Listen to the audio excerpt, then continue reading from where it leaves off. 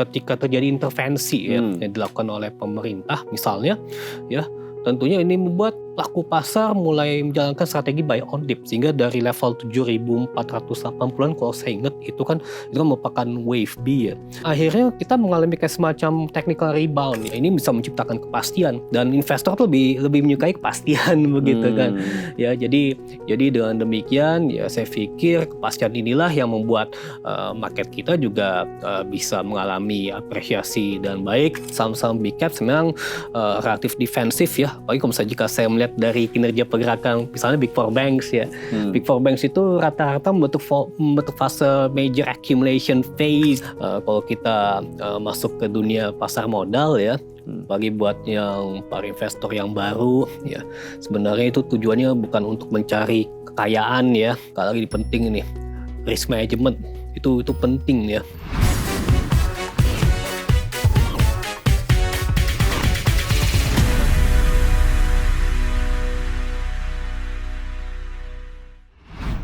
Halo pemirsa teman-teman IDX Channel, kembali bertemu bersama kami dalam podcast The Cuan. Dan tentu dari episode-episode sebelumnya kalau kita lihat ya selalu menarik ya pembahasannya dan selalu memantik komentar dari kalian semua, terutama teman-teman IDX Channel. Nah kali ini kita akan lanjutkan ke episode berikutnya di podcast The Cuan pemirsa. Dan tentu banyak hal yang bisa kita gali di hari ini. Tapi seperti biasa saya ingin menyampaikan pengantarnya terlebih dahulu nih teman-teman, dimana kita tahu ya setelah memang kemarin mengalami crash yang cukup dalam untuk indeks harga saham gabungan kita tidak lama setelah pengumuman dari MSCI yang memutuskan untuk membekukan saham-saham dari Indonesia di dalam indeks global.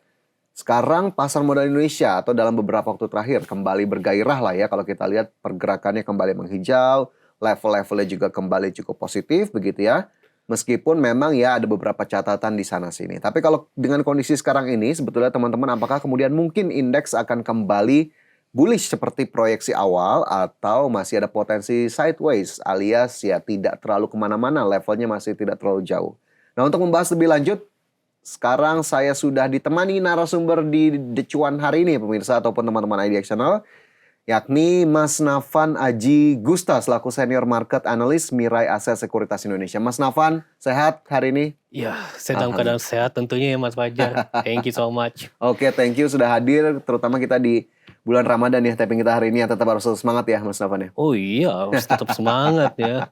Oke, kalau kita ngomong soal IHSG hari inilah Mas Nafan, ataupun dalam beberapa waktu terakhir tadi sudah saya singgung gitu ya, beberapa waktu terakhir kita sempat tertekan tapi balik lagi ke level-level yang cukup positif. Kalau kita lihat sebetulnya level 9.000 ini masih mampu nggak sih untuk ditembus IHSG lagi Mas Nafan? Oh iya, sebenarnya kalau saya sih sangat optimis ya, bahwasanya IHSG masih bisa menembus level 9.000, apalagi khususnya di tahun ini. Karena memang kalau misalnya kita cermati pergerakan IHSG kan lebih dipengaruhi oleh faktor dorongan fundamental makroekonomi yang solid ya. Kalau kita melihat kinerja pertumbuhan ekonomi kita, misalnya di full year 2025 memang lagi-lagi ya lebih ekspektasi di kisaran 5,11%, dan sebelumnya pun juga konsisten di kisaran 5% ya. Kemudian juga di sisi lain dari mikronya juga kita melihat bahwasannya kinerja laporan keuangan emiten ya itu juga menunjukkan performa impresif ya, baik dari sisi terutama dari sisi bottom line-nya. Memang ya rata-rata so far kalau akhir ini saya amati itu di kisaran 8 hingga 12% ya untuk kinerja pertumbuhan dari sisi bottom line-nya. Jadi tentunya ini bisa memberikan inflow ya, terutama dari domestic inflow ya bagi pergerakan IHSG, karena memang sebenarnya kita akui ketika misalnya pergerakan IHSG ketika mengalami penurunan yang begitu signifikan ya, 2 kali penurunan begitu signifikan, bahkan terjadi trading halt akibat dari sentimen dynamic interim freeze MSCI terhadap indeks saham di tanah air ya, itu membuat 2 kali terjadi trading halt ya. Tapi ketika terjadi intervensi ya yang dilakukan oleh pemerintah misalnya ya, tentunya ini membuat pelaku pasar mulai menjalankan strategi buy on dip, sehingga dari level 7.480-an kalau saya ingat itu kan merupakan wave B ya. Itu akhirnya akhirnya kita mengalami kayak semacam technical rebound ya, sehingga pada akhirnya kita juga saat ini tercatat di atas 8.200 ya, bahkan untuk hari ini pun juga market Hampir atau ke ISG 8.400 ya, iya 23 bener, Februari ini ya. 8.400 begitu. Jadi jauh sekali meninggalkan level 7.400 ya. Beda-beda 1.000 poin ya untuk indeks ISG kita begitu ya. Ya. Ya sehingga ini saya pikir bahwasannya para pelaku pasar benar-benar mengapresiasi ya, khususnya terkait dengan dinamika Oke. reformasi Pasar pasar modal. domestik tanah air ya, pasar modal di tanah air itu yang paling utama sih kalau Oke, hemat jadi saya. memang akhirnya banyak sokongan, jadi Mm-mm. memang tidak menutup kemungkinan level 9.000 tetap bisa kita tembus ya Iya. dalam beberapa waktu ke depan. Tapi kalau kita balik lagi ke kemarin soal MSCI, Hmm. Mas Nafan, sebetulnya dengan pembekuan dari MSCI sendiri yang akhirnya kita kena trading halt 2 kali gitu ya, Iya betul. signifikan banget nggak sih arus dana asingnya di pas kejadian MSCI Iya, kemarin itu? memang saya akui benar-benar terjadi capital outflow yang begitu signifikan ya. Bahkan kalau Hmm, secara year to date saja saya ingat tuh di kisaran 20 triliun lebih begitu ya. hmm. Ya, secara year Itu to di date. tanggal-tanggal pasca pengumuman kemarin atau? Kalau secara year to date ya, kalau misalnya Hmm. jika saya amati, kalau misalkan jika secara harian ya memang bisa di atas 1 triliun bahkan lebih kan, hemat saya demikian. Memang ya wajar saja MSCI Global Standard Index misalnya itu kan Hmm. menjadi global standard yang paling utama ya, yang menjadi acuan Hmm. daripada global fund managers. Kalau misalnya jika MSCI bukan indeks saham Indonesia ya tentunya para pelaku pasar asing lebih bersikap prudent ya hemat saya demikian. Hmm. Tapi bagi para pelaku pasar atau para pelaku investor domestik ya sejatinya ketika ISG itu berada di level bottoming misalnya secara teknikal ya 7.400 itu. Jadi itu otomatis kalau secara psikologis ini memantik rasa percaya diri yang dilakukan oleh para pelaku investor domestik tersebut, apalagi dengan memanfaatkan intervensi yang dilakukan oleh pemerintah untuk melakukan reshuffle ya misalnya terhadap para petinggi baik itu Bursa Efek Indonesia, OJK maupun juga ada SRO ya misalnya. Tentunya ini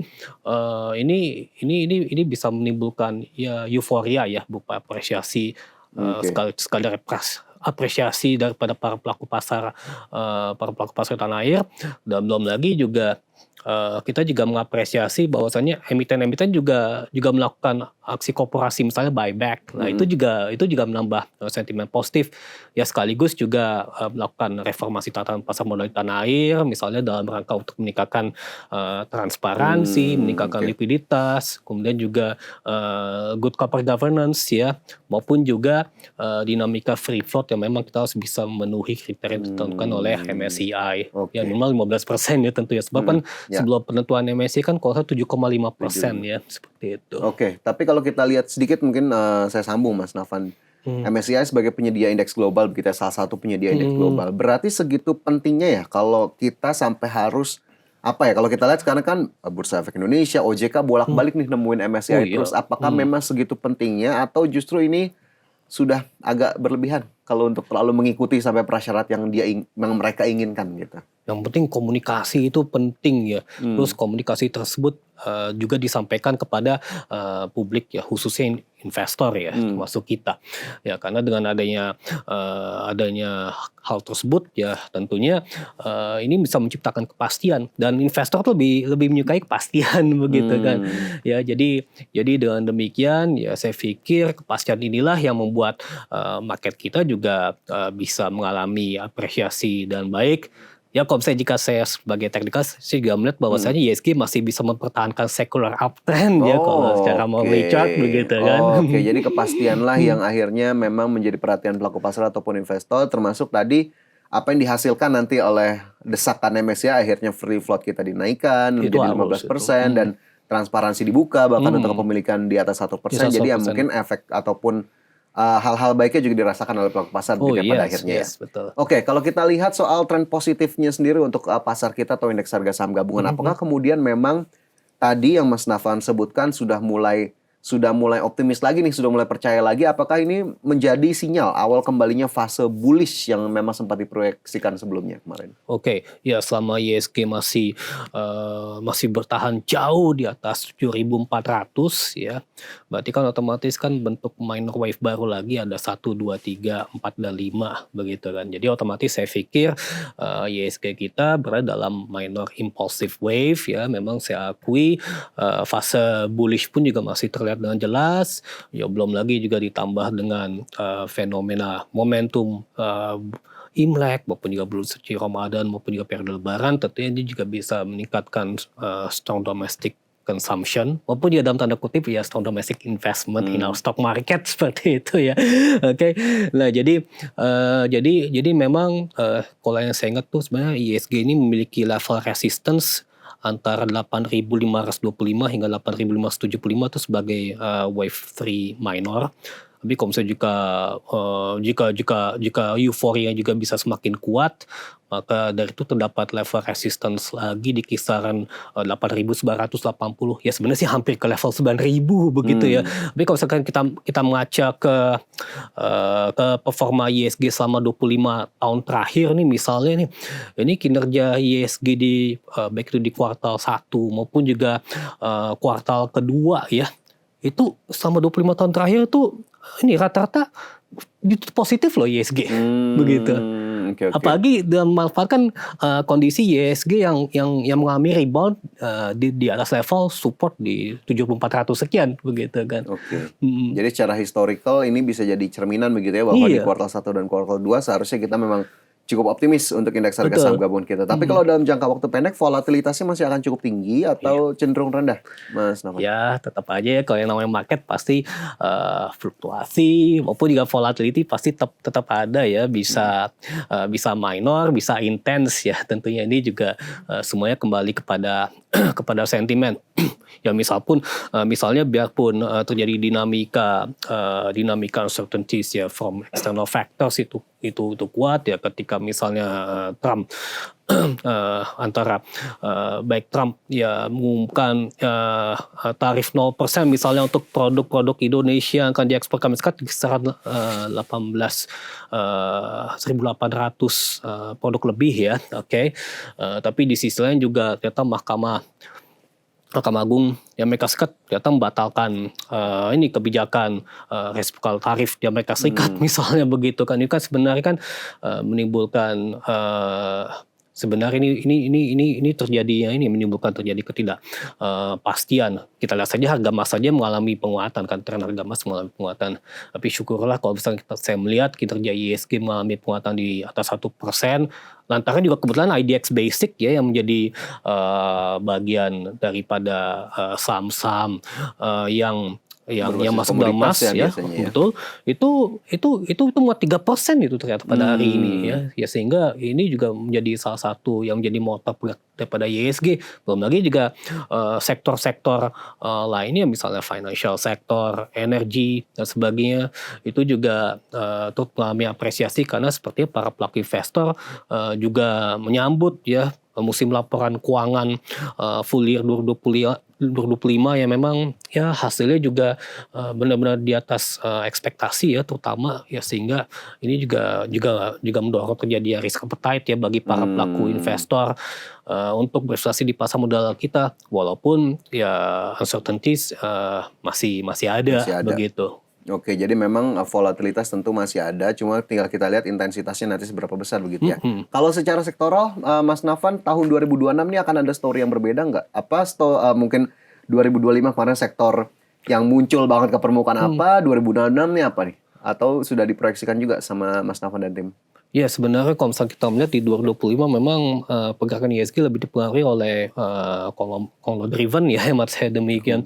Ya, tapi kalau saya jika untuk di tahun ini saya melihat semestinya ada kombinasi ya antara conglo driven dengan emiten berbasis fundamental ya, karena kalau misalnya kita melihat khususnya yang fundamental itu rata-rata kinerja pergerakan harga sahamnya ya, baik itu selama 3 tahun terakhir bahkan juga selama 5 tahun terakhir itu sudah di bawah fairly valued, berarti sudah benar-benar undervalued ya, menurut saya demikian ya. Jadi murah kita melihat berarti ya. Oh yes, murah lah, misalnya bukan hanya di banking sektor saja tapi juga di commodity sektor saja, baik itu IDX Basic maupun juga IDX Energy. Kalau misalnya kita melihat dari Commodity Dow Jones Index itu kan selama ini kan komoditas itu sudah sangat extremely undervalued begitu kan. Jadi peluang untuk mengalami apresiasi bisa terbuka lebar. Ya selain daripada dinamika geopolitik ya misalnya ya tentunya harga komoditas dunia itu pasti juga akan dipengaruhi oleh peningkatan demand ya. Ya syukur-syukur terjadi global economic recovery ya tentunya ini juga bisa mendorong terjadinya peningkatan permintaan di sektor komoditas yang menjadi andalan bagi industri manufaktur untuk terus berekspansi ini secara global misalnya seperti itu ya. Belum lagi juga yang lainnya kalau misalnya jika kita melihat juga sektor infrastruktur, misalnya infrastruktur terutama berbasis telekomunikasi itu juga penting karena kita juga menuju ke infrastruktur berbasis digitalisasi agar supaya kita bisa produktif dari sisi kebutuhan konten kayak seperti ini misalnya ataupun juga AI ya kan jadi dan sebenarnya juga masih terdapat beberapa sektor lain yang menarik ya. Kalau misalnya jika untuk bulan suci Ramadan misalnya kita melihat transportasi ini juga sudah ya. Ini bergerak begitu ya.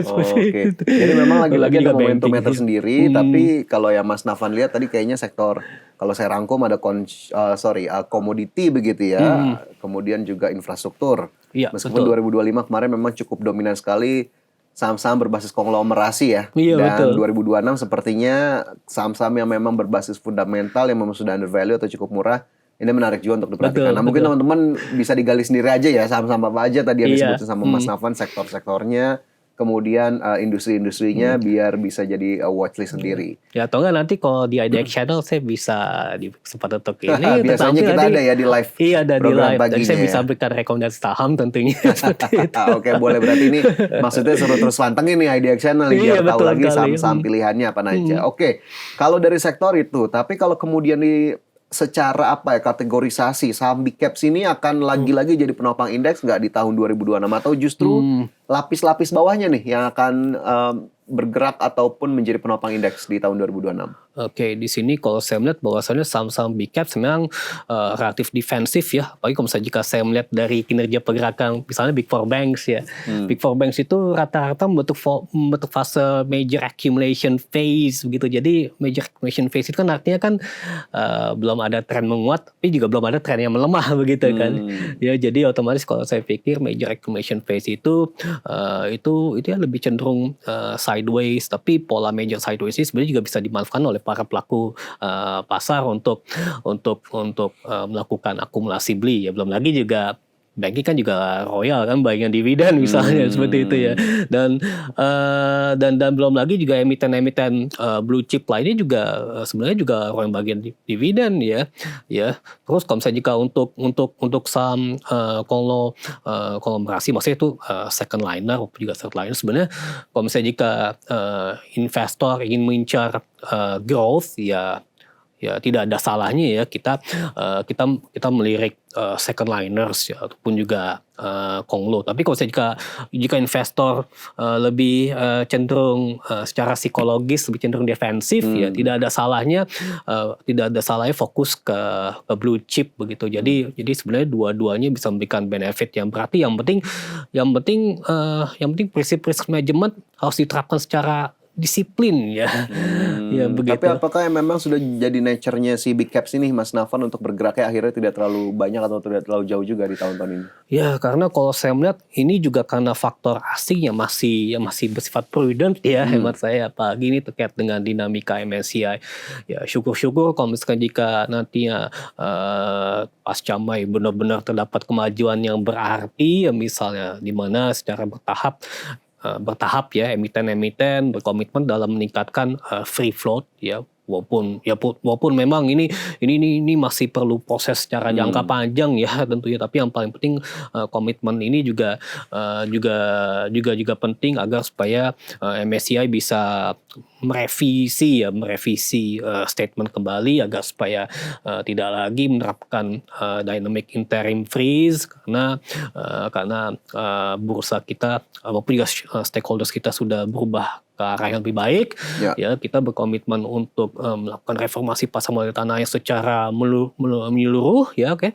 Jadi otomatis saya pikir nanti kalau misalnya jika asing masuk, ya nanti lama-lama nanti saham-saham blue chip ya seperti big four banks dari fase major accumulation phase menjadi major markup phase begitu ya, hemat saya demikian. Oke, begitu. jadi berpotensi ada pergerakan itu begitu ya kalau memang Iya, kita sudah dinilai sudah cukup baik begitu ya apa yang dilakukan oleh regulator kita. Tapi kalau kita lihat sisi inilah Mas Nafan, ini kan kita masih di awal-awal 2026 ya. Melihat laporan keuangan emiten di akhir tahun 2025 kemarin, catatannya apa nih Mas? Dominan yang masih cukup positif dan sesuai ekspektasi investor atau justru banyak yang miss-missnya juga? Ya, sebenarnya rata-rata yang saya catat itu 8% hingga 12% ya untuk kinerja bottom line. Tapi juga ada yang benar-benar di atas ekspektasi. Taruhlah misalnya ada emiten yang menjalankan ekspansi bisnis untuk meningkatkan kapasitas produksinya, sekaligus juga memanfaatkan peningkatan terjadinya ini ya kenaikan harga komoditas sehingga average selling price-nya meningkat secara signifikan ya. Jadi ini contohnya kayak seperti emiten berbasis emas ya, tentunya ini di atas ekspektasi ya, saya akui ya. Karena ini sudah benar-benar tercermin dari proses uptrend yang terjadi pada emiten-emiten gold related stock base seperti itu. Jadi kalau misalnya jika untuk emiten-emiten lainnya yang mengalami pengambatan dari sisi kinerja top line, tentunya ini benar-benar mempengaruhi dari sisi bottom line-nya. Tapi overall pada waktu itu yang saya catat itu di kisaran 8 hingga 12% ya. Rata-rata seperti itu. Oke, Rata-rata seperti itu. jadi memang masih cukup bagus begitu ya, meskipun yang cukup menonjol tadi dari sisi komoditas ataupun tadi yang berbasis emas yang memang kita tahu kemarin kencang sekali ya di tahun 2025. Nah, kalau kita lihat soal risiko eksternal lah, mungkin kita ulas sedikit lagi, Mas Nafan. Masih ada yang perlu kita waspadai nggak nih di tahun ini? Selain kan isu MSCI ya sudah terjadi dan sudah kita usahakan untuk perbaikan. Tapi ada lagi kah risiko lainnya yang mesti diantisipasi? Ya, kalau misalnya jika di tahun ini sepertinya saya rasa global risk masih bisa dimitigasi ya. Buktinya saja IMF saja masih merevisi ke atas proyeksi pertumbuhan ekonomi global maupun juga perekonomian GDP dari sisi advanced economies maupun juga emerging markets. Ya, paling tidak tantangan eksternalnya masih berupa misalnya kebijakan tarif yang dilancarkan oleh Trump ya, sehingga menimbulkan terjadinya perang tarif, walaupun sebenarnya ini sudah berhasil dimitigasikan dengan lebih mengedepankan pada diplomasi ekonomi ya kan, misalnya seperti maupun juga kerjasama bilateral ya serta multilateral tentunya.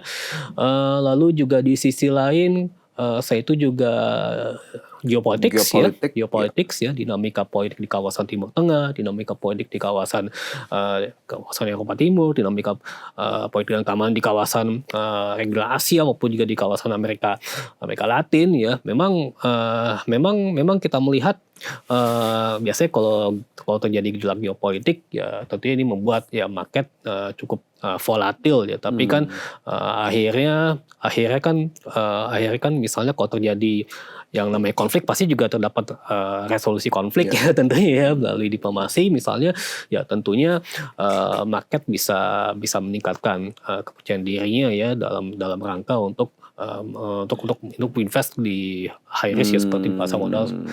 Hemat saya seperti itu ya. Belum lagi juga ya tantangan eksternal risk lainnya ya, misalnya berupa ya environment atau lingkungan ya, hemat saya itu juga isu lingkungan juga hingga sekarang juga masih terjadi ya kan. Belum lagi juga external risk lainnya adalah terkaitan dengan ya higher for longer monetary policy ya. Kalau misalnya jika kebijakan suku bunga tinggi masih berlaku untuk lama ya, misalnya ya seperti terkait dengan dinamika the Fed ataupun juga terjadi dinamika intervensi the Fed ya misalnya oleh Trump ya tentunya ini menjadi concern bagi para pelaku pasar global tentunya seperti itu. Oke, sebetulnya memang masih sesuai dengan apa yang kita antisipasi sebelumnya ya, masih belum begitu jauh pergerakannya.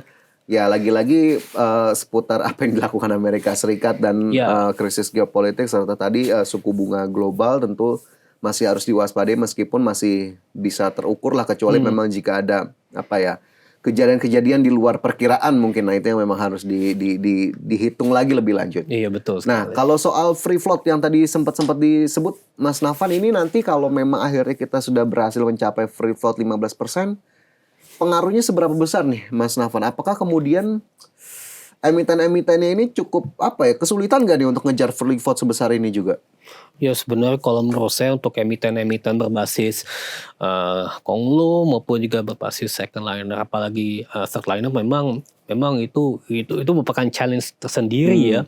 Jadi kalau misalnya untuk meningkatkan free float ya mau nggak mau emiten-emiten tersebut harus rajin menggelar aksi korporasi berupa private placement begitu sehingga ada partisipasi publik ya untuk mengikuti aksi korporasi tersebut. Jadi otomatis secara bertahap free floatnya bisa meningkat kan begitu kan. Jadi kan karena kan ada partisipasi publik di situ. Jadi otomatis kepemilikan utamanya bisa terdegradasi, tapi di sisi lain juga partisipasi publik meningkat ya sehingga diharapkan tentunya ini secara bertahap bisa membuat free floatnya mengalami penaikan ya.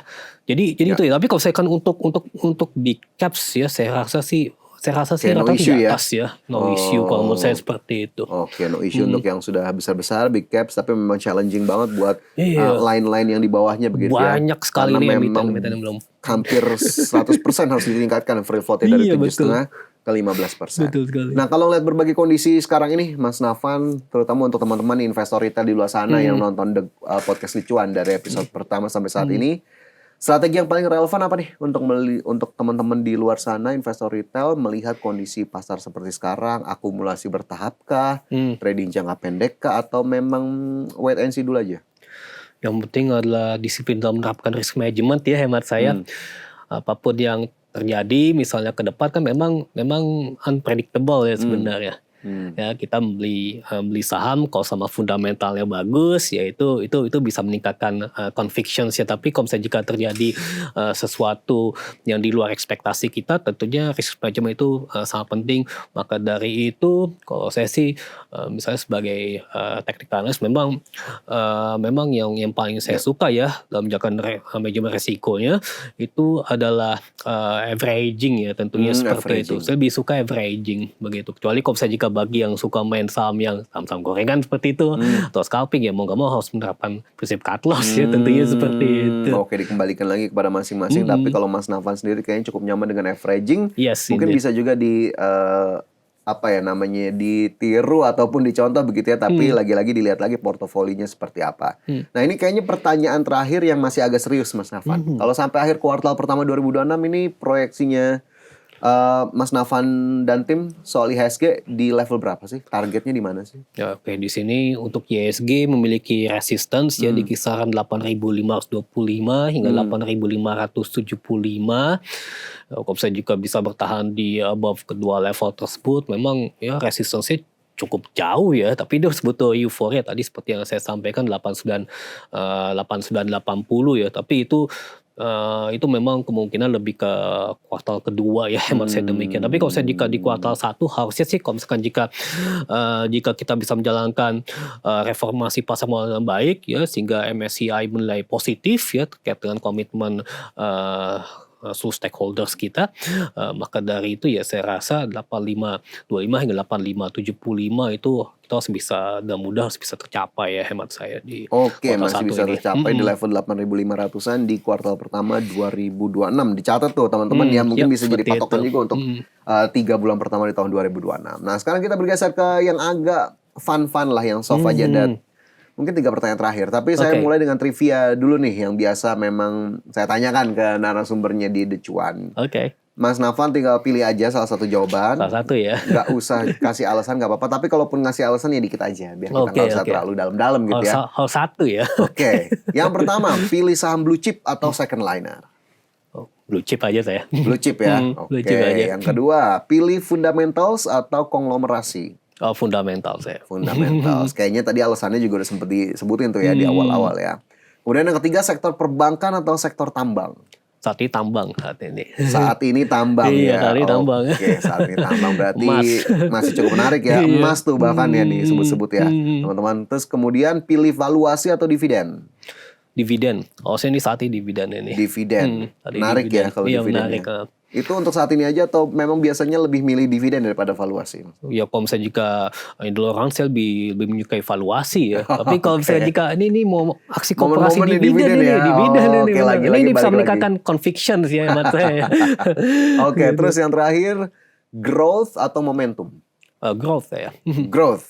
Oke, Trivia di Cuan sudah dijawab semua 5 pertanyaan teman-teman. Mungkin tadi sambil jawab juga tuh mereka ya yang sambil dengerin, wah kalau gue sih ini ya. Iya. Balik lagi ke Balik lagi, masing-masing ya, benar. dari karakter masing-masing sesuai dengan jiwa investasinya masing-masing. Iya, betul. Oke, sebelum kita tutup podcast di Cuan kita di hari ini, Mas Nafan, saya pengen dengar dan juga teman-teman lain di luar sana, ada nggak sih kata-kata mutiara atau quote of the day-nya Mas Nafan untuk kemudian tetap menginspirasi kita nih investor-investor muda di pasar modal Indonesia?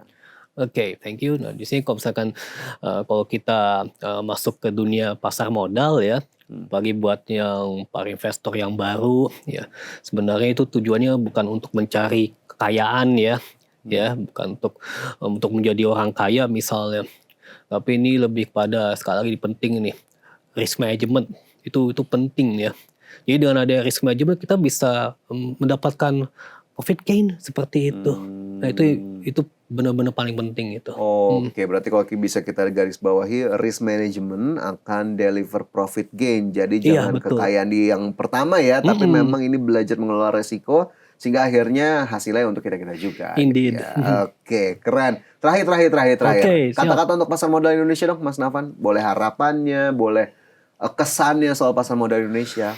Wah, di sini ya saya sebagai technical analyst saya melihat bahwasanya kinerja ISG seperti yang tadi kita bicarakan ya, itu berada dalam kategori secular uptrend ya. Ya kalau bisa kita lihat dari monthly chart ini bahwasanya ketika kita mengalami masa krisis, tapi pada akhirnya ISG kita juga berhasil mencatatkan all time high ya kan, misalnya sejarah sudah membuktikan. Berarti ini menunjukkan bahwasannya resilient itu yang paling melekat dalam satu ISG kata kita. tuh yang melekat ya, resilient. Betul sekali. Untuk pasar modal Indonesia berbagai kondisi, berbagai tantangan, ternyata all time high aja masih bisa terus ditembus ya. Iya, betul Bahkan sekali. masih cukup positif sampai dengan sekarang. Oke, ini menjadi penutup podcast The Cuan kita di hari ini. Boleh tepuk tangan dulu dong teman-teman. Luar biasa, thank you Mas Nafan. Mungkin ini bisa menginspirasi kita semua di sini, termasuk saya dan juga teman-teman di luar sana yang memang setia menyaksikan podcast The Cuan. Mas Nafan, thank you banget hari ini sudah bergabung. Sama-sama Mas Nanti Fajar. kita gali lagi insight-insight lainnya di kesempatan lain, di waktu lainnya. Sayang sekali waktu kita terbatas hari ini. Thank you banget Mas Nafan. Dan Most pemirsa, teman-teman IDX Channel, jangan lupa untuk pantengin terus podcast The Cuan hanya di IDX Channel. Saya Fajar Royong. Terima kasih. Sampai jumpa. Thank you Mas Nafan. Most welcome. Sukses ya buat podcast Thank The you. Cuan.